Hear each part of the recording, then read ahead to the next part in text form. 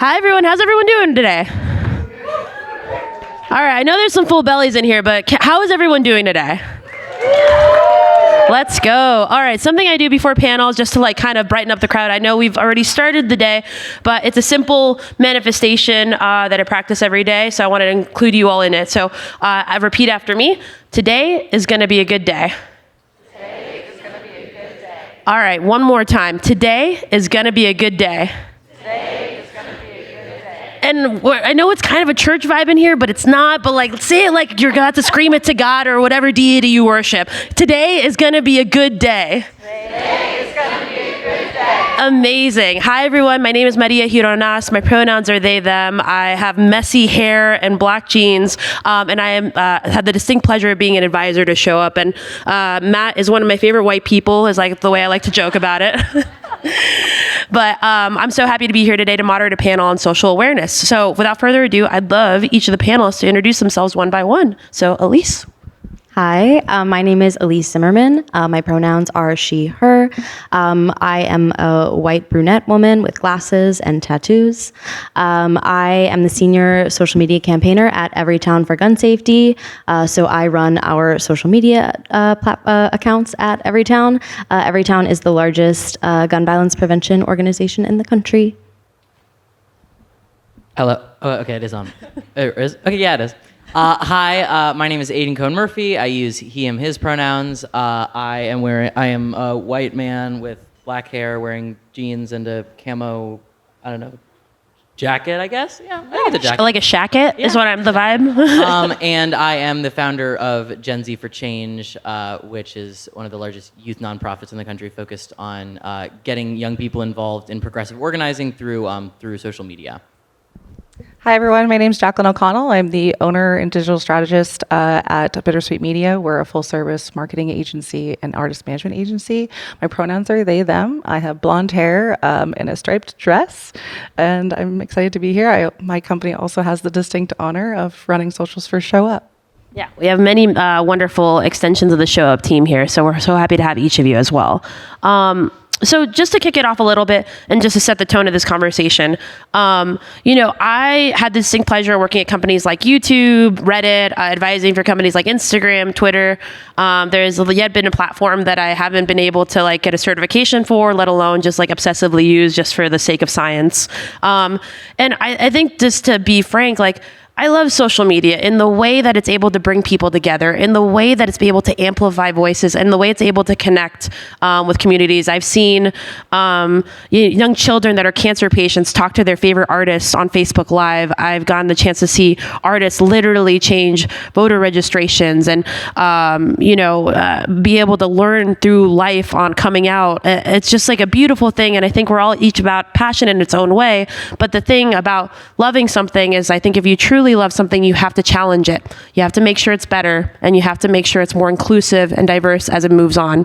And I think social media has had this challenge over the last few years of kind of moving really fast and not thinking through things. And I think as far as this conversation goes, it's direct conversation about how social channels identify and minimize the reach of certain activist content and messaging, and what to know and what to do about it. So frankly, what I hope you get out of this conversation is a little bit of an understanding of what social suppression is, and then from there, how it works into what you do as maybe an artist, as a manager, as a community leader, however you come to us today.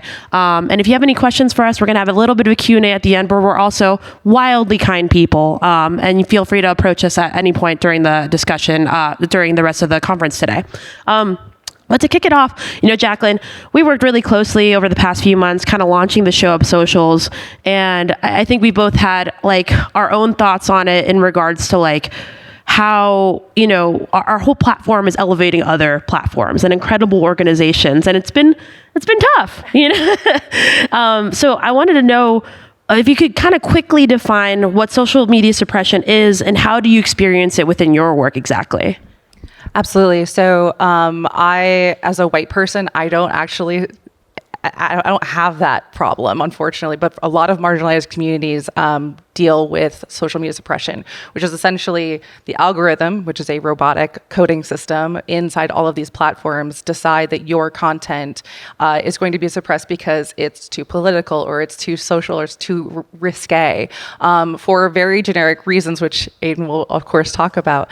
And so it's suppressed, and that thus far there's the terms like shadow banning, or you might hear people replace certain words like someone might say unalive instead of the word kill or dead. So that's an example of what suppression. So they're trying to avoid that suppression within the algorithm so that their voices can be heard by other people. And Aiden, I know we were talking a little bit about this, but I wanted you to chime in as well. If you're like, just from your experience with Gen Z for Change, but how is social media suppression? How do you define it? How has your experience been with it? Yeah, totally. I think that there are a couple things there. I think that there is the way that the algorithm perpetuates. The algorithm is just essentially, and I'm saying the algorithm as if it's one thing. It's obviously every company has its own algorithm, but with the goal of user engagement and maximizing the time spent on these platforms.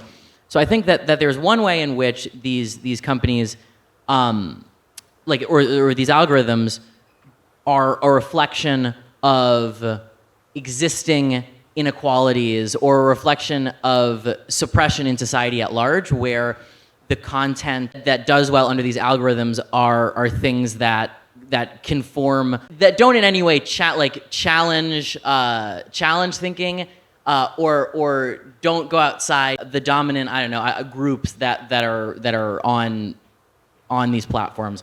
But I also think that we're seeing a really disturbing suppressive element beyond just the algorithm. You're seeing companies start to explicitly target and crack down on speech that they consider to be political. And the definition of political is incredibly wide. I know that I actually have I don't know if people saw that Instagram automatically now limits. My mother is calling me. The Instagram now limits the political content you see automatically. They did not give a notification to any users. They just automatically opted them in. And if you're wondering what is political content, they not only did they not initially provide a definition, but when CNN asked them, they defined political content as topics that are likely to mention government, elections, or social topics that affect a group of people and or society at large, which is anything. And then there's the question of what identities are considered political. If you're talking about if I'm on TikTok talking about being gay and legislative attacks on LGBTQ individuals, apparently that's political. But if I were straight and just talking about, I don't know, being straight and not being attacked, I don't really know exactly what the video would be. Can't imagine that. But then it wouldn't be then it wouldn't be political. So yeah. No, I think you nailed it. Also, Elise, I noticed you laugh when he was kind of reading the CNN kind of definition. Someone who is working on a wonderful platform that is trying to end gun violence, the range of that definition obviously affects kind of what you're trying to do within your job daily. Yeah, I think especially working in gun violence prevention and trying to spread the word on social and keep people involved. We're kind of experiencing that suppression on two fronts. Partially because gun violence is considered a political issue. I mean, in my opinion, I don't think it should be. I think it's a human issue. It's something that affects all Americans. I think at a certain point, everyone has experienced or indirectly or directly gun violence, and it's impacted everyone's lives. So we're experiencing that political suppression, but we're also experiencing the suppression because by nature, the language that I have to use in all of our content is violent. I have to use the word gun. I have to use the word shot and killed. And I think, like Jacqueline said, there are creative ways to get around that on social. I think like a lot of, especially young influencers use language like unalive instead of killed, or especially on TikTok will like misspell the word gun to try and game the algorithm and get content pushed through those suppressions. But I mean, for me, like working at Everytown and a large organization and brand, like you can't get around that language all the time. And even if you try and make changes to the words you use and make changes to the way you talk about an issue, the algorithm's always going to catch up with you. So I think we're constantly facing suppression, but that also I think is not a reason to not engage. I think if you care about something, you should use your voice to talk about it. It's part of who you are, and it's something that matters. I think a creative way that some people get around that is by making it personal and telling personal stories, although like Aiden said, the algorithm sometimes picks up on that. But I think specifically with like a gun violence survivor, like using your platform to talk about how something impacts you as a person, and maybe not like the specifics of like this shooting in my community, like whereas that might get flagged, talking about the more emotional side of something and how it impacts everybody, that can be kind of a way to break through, especially because those stories resonate with people.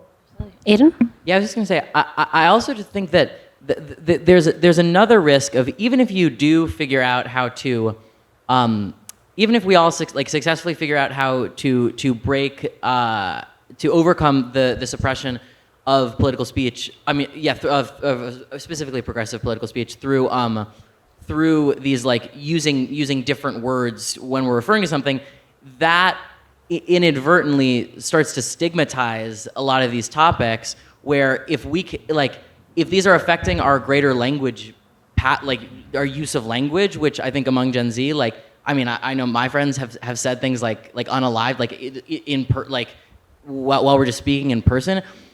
If we let those take over, it creates this stigma around these words, where if we're scared to talk about them, where even if we're not scared to talk about them, it creates this kind of sense that we are scared to talk about them. It's like if we're not, like, if we shouldn't be scared to say like abortion, and that's something that like if you're always trying to dance around it, then it just creates this distance between you and the actual issue that even if you do beat the algorithm, then you have that to deal with. Totally. I mean, I can even think of it as an example in most people's daily lives, but have you ever looked on TikTok or anything? It's like SEGGS, not sex.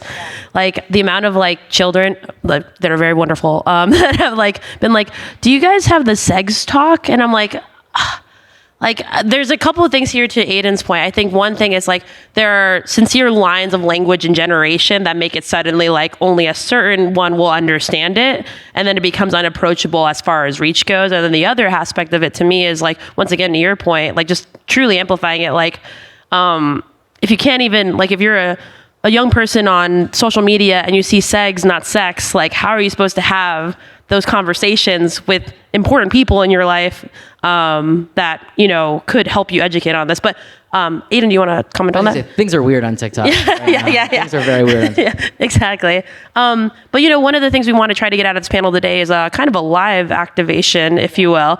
So Jacqueline, as a person who manages social media accounts for artists and brands, what can people do to see more quote unquote political content? I'm so glad you asked. Everyone in this room, who uses Instagram, please raise your hand. Or do you oh, wow, my God. Who doesn't? Love that for Meta. To you. Yeah. Congratulations to Meta in the room. Okay, so if everyone has their phone, I have my phone. Let's open Instagram together, please. And let's navigate to your profile page. What you're going to do, there is a little hamburger menu in the top right corner. You're going to tap that button. It's like I also call it a hamburger, like, you know. Hamburger button. Yeah. Oh, did you say that? I'm sorry. I'm so sorry. I thought you said I heard hamburger and I thought you said pancakes, and I'm so sorry. It's a stack of 3 pancakes. And you're going to scroll down a little bit, and there is something called limited interactions. Ooh, I actually totally just lied to you. It's not that. It's actually there's a section called what you see. And this is how you manage like what shows up on your feeds, keeping in mind also that your news feed, your reels feed, and stories feeds, those all have their own separate algorithms, keeping that in mind. So under what you see, you go to content preferences. And under content preferences, you'll see something called political content. Again, a very vague term. So you tap that, and I would love, before anyone touches anything, please raise your hand if you're automatically opted into limit political content from people you don't follow. So this is a perfect example of what Aiden was talking about. So when we sign on to the terms and services of these companies, we've also given consent in some way, shape, or form for them to do whatever they want. However, that is completely uncool and very, very damaging, because now a lot of you have not seen certain content that's really important for, I don't know, what's happening in Gaza right now. So you can feel free to turn that off, and you will see more, hopefully, political content from people you don't necessarily follow. Thus, people who are speaking on important issues that maybe you're not directly related to, but maybe someone that you know has interacted with that person and has an important message. So that's just a perfect example of how a lot of our autonomy is sometimes stripped away in these instances. And Aiden actually inspired this to me in our conversation yesterday. But if you have a friend and you want to show them this, after this, I encourage you, go to all your friends, get everyone's phone and turn on political content. Yes. And I actually found this out by someone posting on their story. I didn't see any of the CNN stuff. I didn't see anything else. Someone posted it who is a fellow, we work with survivors of sexual violence, and she posted it. And that was how I saw it. Because Instagram didn't give any, like, no, there's no notification, there was no pop-up. It was just automatically, and like it takes a little bit to figure out how to change the that filter. So like it's not exactly a very easy thing. Yeah, that took like 6 taps. Yeah. And I even lost my way along the way, and I'm a professional. Yeah. I also just want to say too, if you opt out of that, that doesn't mean that your feed is necessarily going to be all political content and you have totally solved everything in the algorithm. Like organizations like Everytown and other nonprofits that post about political stuff or social issues, like our content is still going to be heavily suppressed whether or not you're opted in to receive it or not. So really just still engaging with political content that you care about, reposting stuff, like you as artists or industry members, you are trusted messengers to people that follow you. So reposting stuff from an issue you care about or speaking out, like that is going to help things break through the algorithm, even if people are opted in. Actually, I'd love to kind of hone in on this a little bit. I know we talked about how the impact of creators and artists and their teams coming together with Everytown has kind of led to some amazing results. Yeah, totally. If you were here earlier, you may have heard a shout out to Karen Scott. She's on our culture team at Everytown. Karen, you're on this panel whether or not you know. Yeah, you're on stage.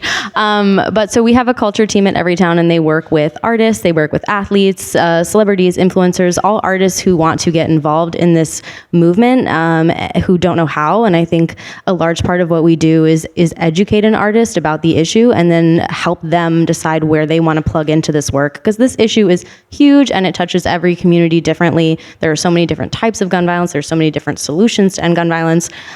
So some specific examples, probably the largest, and I don't want to like focus on this one the whole time, but after the horrific shooting in Uvalde, Harry Styles reached out to us. Right after the shooting, he shared a graphic about how to get involved with us, about how guns are the leading cause of death for children and teens. He shared our opt-in. Within 2 hours, we got 30,000 messages, 30,000 people opting in. That was huge. But he didn't just stop there. He brought us on tour with him so that our volunteers could table at each show and really get out the word, and that really helped. But other than that too, as well, we've worked with Big Frida is an artist based in New Orleans. She's a survivor. So her way of getting involved with us was sharing her survivor story. We worked on a video together, and survivor stories are one of the most impactful ways to talk about this, because it's like you're putting a face behind an issue. And so that was a really great way to work together. Allie and AJ are also survivors. We've worked with them as well. We recently worked with an English artist, Tom Odell. He's not even American, but gun violence really touched him when he was touring here. And so he worked on a song about gun violence in schools. And that was just a way for him to not only just post about something, but integrate the issue he cares about into his craft and his art. He made a video to pair with the song, and it had our call to action at the end. He also brought our volunteers on tour with him. So I think something that our culture team really focuses on and wants to emphasize with artists is that social media is a tool to get out a message. It's not everything. So that if there is an issue that you care about, how can we take a 360 approach to bringing that issue into everything you do, and using social media to tell that story, but how can we go beyond just social media? I'd love to add on to that. I love all those examples because I think they're just like they're real and living their experience.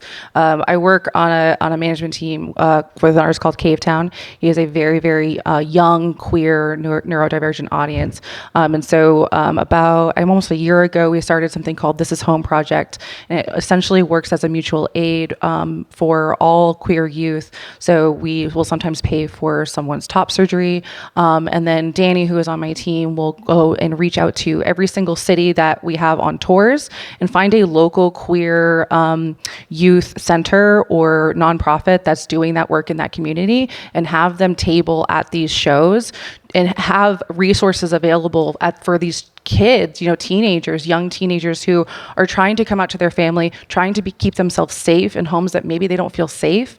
And so what we're doing is trying to connect the community to the much larger purpose, which is to keep queer and trans youth safe.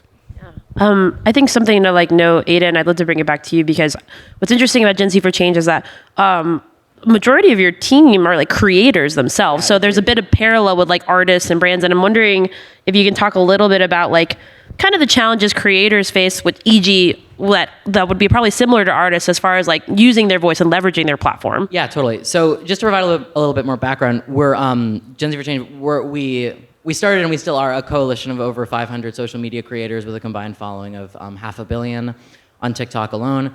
And it was basically started out of this realization that, it was the exact same thing of creators, just like artists. I think just like everyone to a certain extent want to use their platform or whatever reach they have to improve, whether it's their community or improve the world in some way, but don't necessarily know exactly how to do so, and I think that there are a lot of I think there's a knowledge gap often, but not a passion gap. There is absolutely this desire to not only spread awareness about something, but I think the call to action component is super important. Of as of right now. And I try not to make generalizations about all of Gen Z, but a lot of Gen Z is engaged on what's going on. They are, but in the same way, don't know exactly what to do to take action. And so, what the Gen Z, this is not really answering your question. I apologize, but what the Gen Z for Change approach has been is to is a ladder of civic engagement theory where you start by doing something like we do a lot of labor work, and we made this tool to send in false job that people can use on their computers to send in false job applications to companies that are trying to hire scabs to replace fired unionizing workers, and so you can just from home press two buttons and you're sending in false job applications, or you press two buttons and you send in a false tip to an anti-choice tip line in Texas, which was one of our initial projects, and kind of from there you what do you do next? You write a letter to your member of Congress, which we've mobilized over 70 million emails to members of Congress calling for a ceasefire, and from there you go canvassing, you gather petition signatures. and you really kind of work your way up, and you get increasingly empowered as you're seeing these tangible results of your organizing that can sometimes be hard to see when you're spreading awareness, which is important, but not the end itself. I think something you noted there that I think kind of actually goes with the question really well is that there are levels to this, but there are organizations like Everytown, like Gen Z for Change, like Noise for Now, that are doing the work, that aren't going to force you to post on your social media platforms, that are not going to force you and shake you to like do these things, but they have tools, they have resources, they have individuals that can educate you, like get you into this entry point, into hopes that maybe there's a confidence that develops to be able to speak more about it on your platforms and such. But I think to Lisa's example and Aiden, as far as like the reach of Gen Z for Change, like you're able to change things because you're doing it together.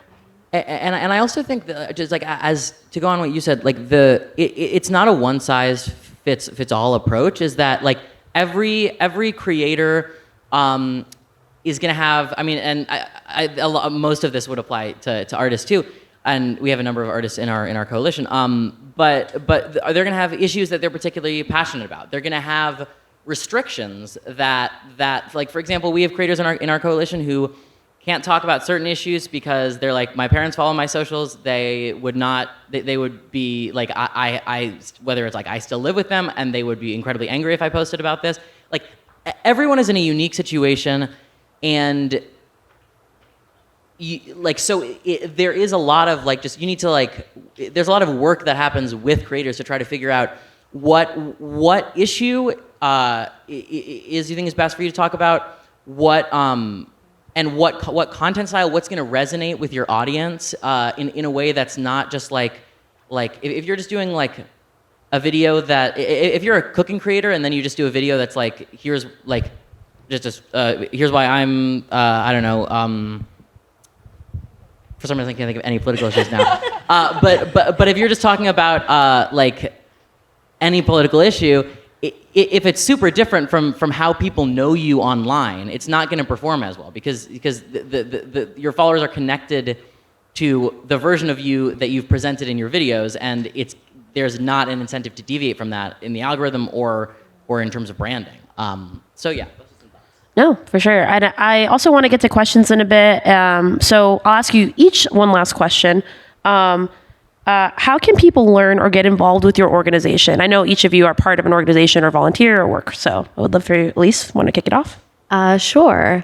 So I think, like I was saying with our culture team, so Everytown is a huge organization. We have a broad scope of work.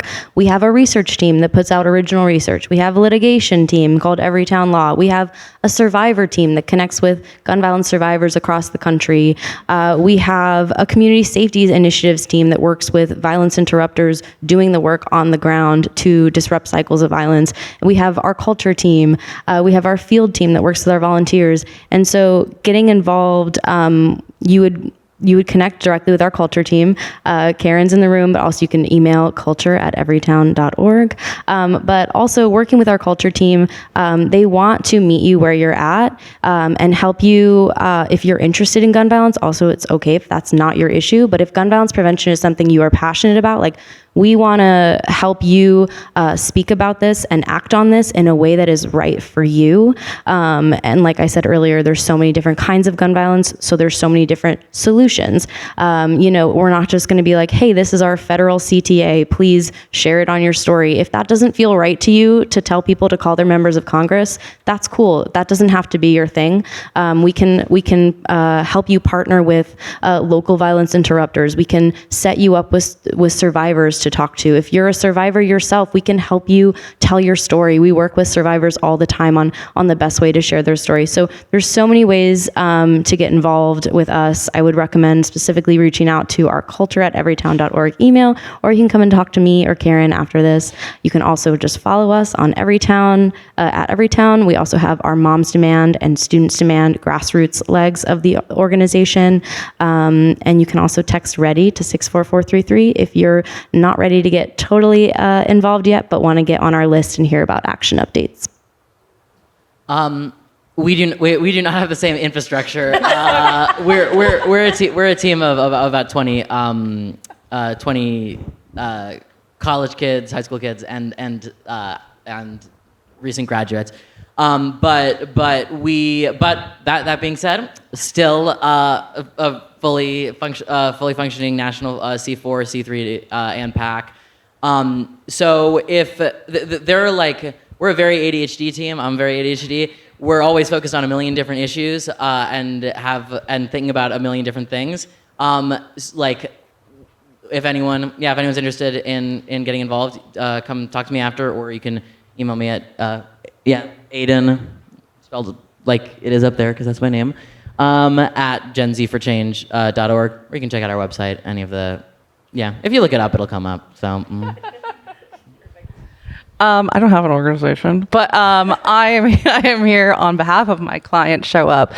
So please talk to Maria. Please talk to Matt. Please go to ShowUp and follow ShowUp _team on social media. It really helps. And just a personal bit. So the work that I do in my community in New York City is I am a trained volunteer advocate for survivors of sexual violence and intimate partner violence. There are programs like that in other places, and it's a really great program. You meet a lot of really great people who are so passionate about caring for others who have gone through a traumatic event, and being able to show up in that way is important to me, and it can be to you as well.